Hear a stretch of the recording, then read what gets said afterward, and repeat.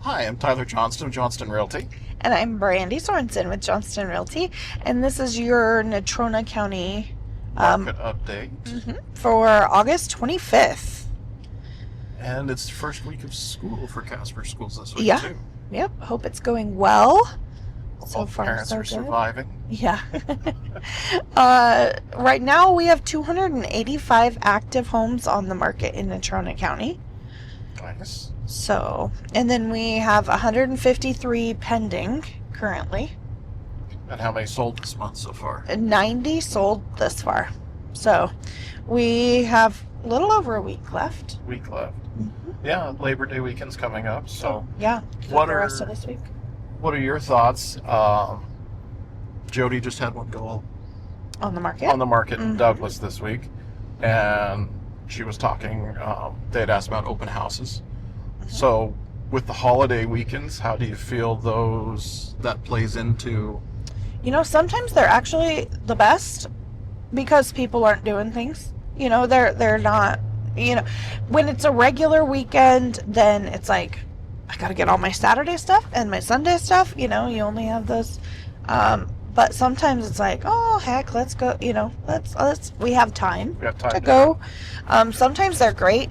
Other times they are just dead. I kind of wonder, and I didn't ever write down the history of how many we've done, but I kind of wonder if the Labor Day ones will be less because the Monday and people are getting in their last, but it just depends. We actually were talking about open houses at on the CE classes that we did this last week, and they were asking, because there were people from all over the state, and they were asking who still does open houses and if they're successful in their area and the different sizes of towns, and so that's just really interesting to see and to hear. But anyways, I probably, if the sellers are up for it, I always think, let's do it. As long as you can advertise it and get it out there. Get it out there exposed Yeah, before. get it out there, get it exposed.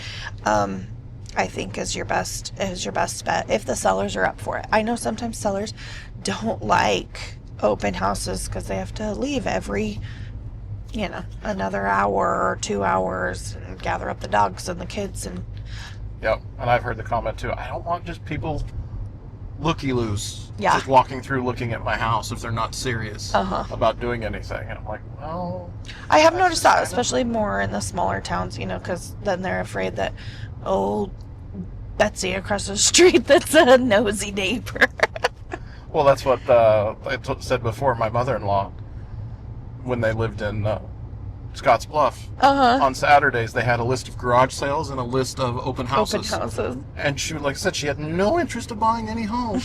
But she hit every one of those open houses because she wanted to, I've always driven by, I want to see what that house looks like. I was like, but you're really screwing with the realtor's mind because they think, oh, these people are showing up. And no, you're just Just a looky. looking. Yeah. So, Yeah, Yeah. I think it just depends, but I like open houses. nice. Yeah. And how was your weekend? It was good. I'm trying to even think what we did. I think just recovered from the first week of school for the boys. Got ready for the next week of school. I did some meal prepping. I was pretty proud of myself. Nice. Yeah. What about you? Oh, we did the sheep herder rendezvous too. Oh, that's right. That was this last weekend. How did that go? That was super cool. I didn't get to see everything, but we did get to try the Dutch oven cook-off. That's really cool. They do the cook-off, and then there's judges, but then there's like people's choice. Nice. So that's fun. I enjoyed it. I saw that on Facebook, and it must have been the Dutch oven thing because I had saw all the meals, and I was like, oh, what is that? Yeah. That's cool. My dad we raised Australian Shepherds when I was growing up, and so he has done the dog trials and the sheep herding and cows too. Like they start out with ducks and then sheep, and then so that's kind of fun too. I didn't get to see a lot of that, but I do like watching that. It just reminds me of childhood. Childhood, all the fun stuff. Yeah. Yeah. No, we didn't. Well, Ryan helped me dump the horse trailer on Saturday. Oh, yeah. I was very grateful. Yeah. My son, not so much, because then we spent the rest of the afternoon cleaning out the garage. He's like, seriously? That's what weekends are for, I guess. Come on. Except then it was about, I think we were about 2 hours into it. He said something. I was like, well, I don't know. He's like, what do you mean you don't know? I was like, I don't know. So my phone's dead. He goes, is that why there's no music going while we're doing this? Yes. And then he started just, was off the wall for like the next hour. And it's like, okay, I'm ready to be done. He's like, let's just stop and finish tomorrow. I was like, no, let's just get it done so it's done. Yeah. Don't have to worry about it. So. I'm kind of on a, and my husband is outside but we're kind of in a like purging mode. Like, okay, we have gathered too much stuff, and so we're kind of needing to purge. Yeah, too much stuff. That's kind of where we're at, because when we moved in, we moved into my mom and dad's house. Mm-hmm. And we moved into a fully furnished house, and I mean they raised 2 kids and had furniture so we had all of our stuff for our 5 kids, plus all of mom and dad's stuff that they collected over the years. And then I'm sure you have to go through that. It's not just like, it's stuff that...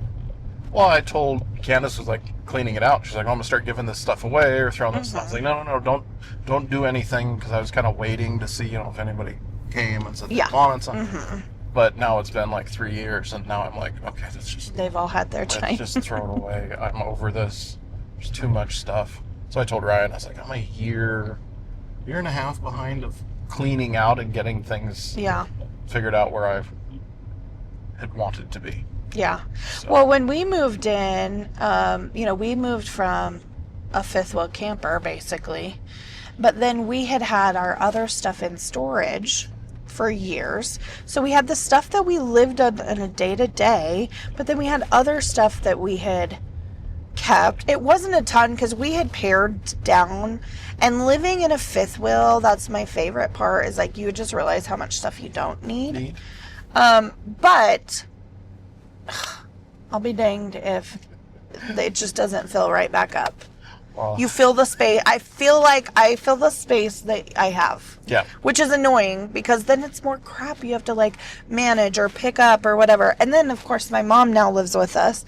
And she was going to live in a tiny house on our property, but she lives in our house.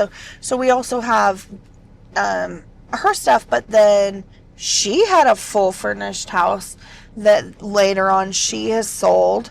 She has a storage shed, but she has her stuff, and then there's my dad's stuff that you keep.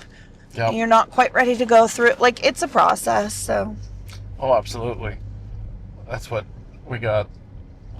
Most of the stuff loaded up, and then I'm still looking at I still have like 3/4 of the garage, so thankfully my car's going to be fixed and I can start hauling the trailer again. So I'm like, okay. And then we have to go out. She's like, well, you can't throw the wood, because we got everything out in the Quonset. Because luckily we didn't have to.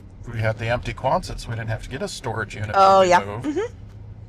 But it's full, and I'm like, you haven't gone through any of that in 3 years. I'm just gonna throw it away. Isn't that crazy? Like, when you move, you put stuff in boxes, and then it's like years later, you're like, oh, I thought I would need this, and no. Yeah. So that's actually my favorite part about moving, to be honest with you, is it forces you to go through your stuff. Well, that's what the Jody just listed a house, and as I was going through and taking pictures of the home and everything in Douglas, they're like, she's like, I'm getting rid of all of it. If you know of anybody, I'm going to start selling this. I'm going to sell this. I'm going to sell that. And she's like, we're moving, and they were moving out of state. Okay. So they're just like doing that same thing. They don't just want to cut down. So it's definitely something that you run into. So then, speaking of real estate, like I told you a quote earlier, and you'd sent me that one video on Zillow. Oh yeah. So, as a real estate agent, what is your opinion on Zillow? Okay, so my first interactions with Zillow was as a consumer, and I liked using it. You know, you just think about it. It's top of mind, you know, just I liked using it. I liked the map search versus back when I was looking for a home back in the day.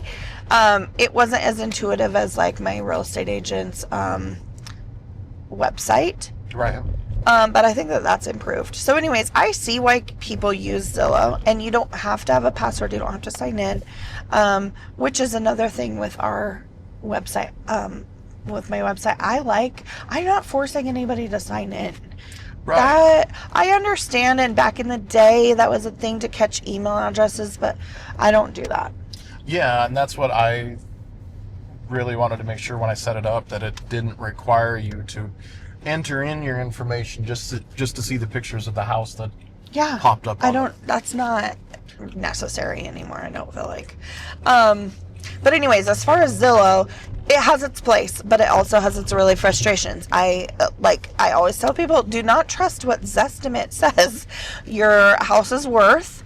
We're a non-disclosure state, so it's an algorithm, and it can be semi-accurate or it can be completely off. It just depends on, if the houses, this is my idea of how it works. If houses are listed and sold for about the same price, then it's just taking that as the sold price. Then it might be pretty accurate, but it also, again, compares all homes, or it doesn't compare apples to apples. So it might give you a general idea, but it's not that accurate. That's probably my biggest pet peeve with them. What do you feel like about Zillow? Well, I always tell people, so they've got their own corner on the market. But what I always tell people is like, okay, so they've got the quote Zestimate. Your home shows up there, obviously. But so Jody sent me the write-up for her new listing. Mm-hmm. And I was like, you need to make sure that you put your name and your phone number at the end of your write-up. Mm-hmm. Because when Zillow or the other .coms pull that information from the IDX, it's not going to show your picture. Mm-hmm. It's not going to say it's listed by. It does somewhere because they have to. Right. But it's not prevalent. It's not in somebody's face. Yeah, it makes it seem like whatever realtor they're calling. Yep. Like whatever realtor they're being paid by or whatever, the ads are. I don't know how it all works. But. Well, Zillow's in the market of making money from realtors by us paying to advertise on their site. Right. So if you want to show up as the preferred agent, then you're going to spend so much to get those, to show up in the top 3. Mm-hmm. But that's why the consumer doesn't see that. They see the agent next to the picture of the photo of the home. And assume, like most people would. Oh, I'm going to call the agent and see what this information on this house. Which I think is also back to realtor ethics. I can't just share someone else's or share this house and say all of this stuff about it without giving that person credit. Right. But Zillow seems to get away with it a little more. Well, and I guess it's then again also it kind of goes back to how the individual agents or offices are running their business. Mm-hmm. Because one of the classes I took when I was renewing my continuing education last December, somebody had listed a gorgeous home. Mm-hmm. She took the information, she shared it to her Facebook, and said, this gorgeous home is listed by blah, blah, blah. Gave them full recognition and credit as the listing agent, and said, obviously she's an agent. If you'd like to see this home, please call me and we'll go see it. That agent called and complained and said, I don't want you sharing my listing. Yeah, you have to have permission to market another agent's listing, which is really interesting because A, Zillow doesn't, but B, in the MLS, we agree to the sharing. Share them, but then also me as an agent, I would have been like, Share it. Share Thank it. you. I'm trying Get to out sell there. it. Yes, the more. And I told somebody that I said, obviously you're hiring me to be your agent, which means I'm your agent. I have a fiduciary responsibility to you as your seller's agent. But also, first and foremost, my biggest job and my highest priority is to make sure people know your house is for sale. So the more people that share it and get it out there, the happier I am, because now more people know that it's for sale. Right. It's exposure. Yeah. So why would you complain? Yeah. But I don't know. But then you've also got like the different ranch brokers who don't participate in the MLS and don't share anything. So I guess it just depends on the business model. I do like on Zillow that because I will go on Zillow and look, if I have a client that's looking for a house and we're not finding exactly what they want or whatever or we've seen all that's listed in their price range or anything like that, I'll make sure that I'm always checking Zillow for their for sale by owners. Right. Because sometimes I do like that because they're obviously not on the MLS. Right. So I check Facebook and I check Zillow and you can't be driving up and down the streets looking for those for sale by owner signs. Yeah. So. Yeah. So it's one of those. It's just kind of, I think, become a necessary evil. Because I think it does benefit people.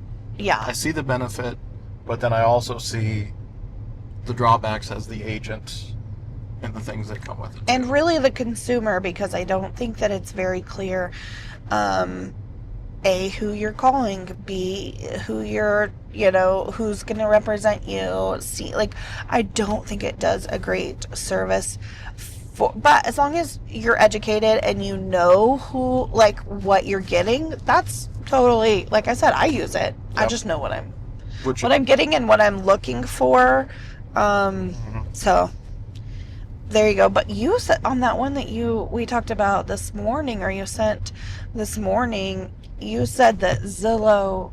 Oh, somebody doesn't even trust Zillow. Yeah, somebody shared a tweet, and I haven't looked into the details to verify it's not how factual it is, but that the CEO of Zillow sold his personal home, and it was 40% under the Zestimate.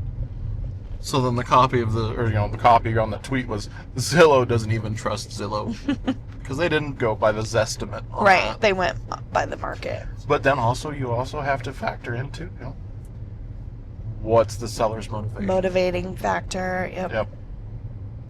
Yeah. So. It's very interesting. Just be educated. Know what you're getting into, And if you've got questions, always reach out to us. We're happy to answer any questions you've got. Provide you an actual market analysis. Tell you what your home is worth, not a Zestimate or a guess. And when we do that, we're going off of the actual sold data that's available to us as agents. So that's how we can come up with a better price than a Zestimate. Yeah, so there you go. Any maintenance tips? I did not think of a maintenance tip, actually. I did one, just because of everything I've been cleaning out. If you've got the floor drain downstairs in your basement, your laundry room, when's the last time you checked to see if it actually worked? Oh. I went downstairs while we were cleaning everything out. The condensation drain line for my air conditioner, the pipe had busted. Yeah, it had drained into that. The pipe had busted. And then I fixed the pipe and ran new pipe and everything over there. And it filled the drain and then just sat. And I was like, oh, for shit's sakes. That sucks. So I fixed everything only to find out that my floor drain is plugged. And now I gotta snake out my floor drain. Well, you know what? It's funny that you said that. Why do we have the same kinds of problems at the same time? But not too long ago, actually, so our laundry room's upstairs, but we noticed some water. We're like, what the heck? It was because the drain for our washer was plugged. And so it was backing up. And then... Yeah. So if you've got the floor drain, check it out. Just pour a cup of water in, make sure it drains. Nobody wants stale, stinky water. But if you guys have any questions or comments, make sure you drop them in the comments below. Yeah. And make sure you subscribe so you can stay up to date on all our market updates. We've got some new neighborhood tours that are going to be coming up on the channel. So make sure you subscribe so you don't miss those. See Thanks. ya.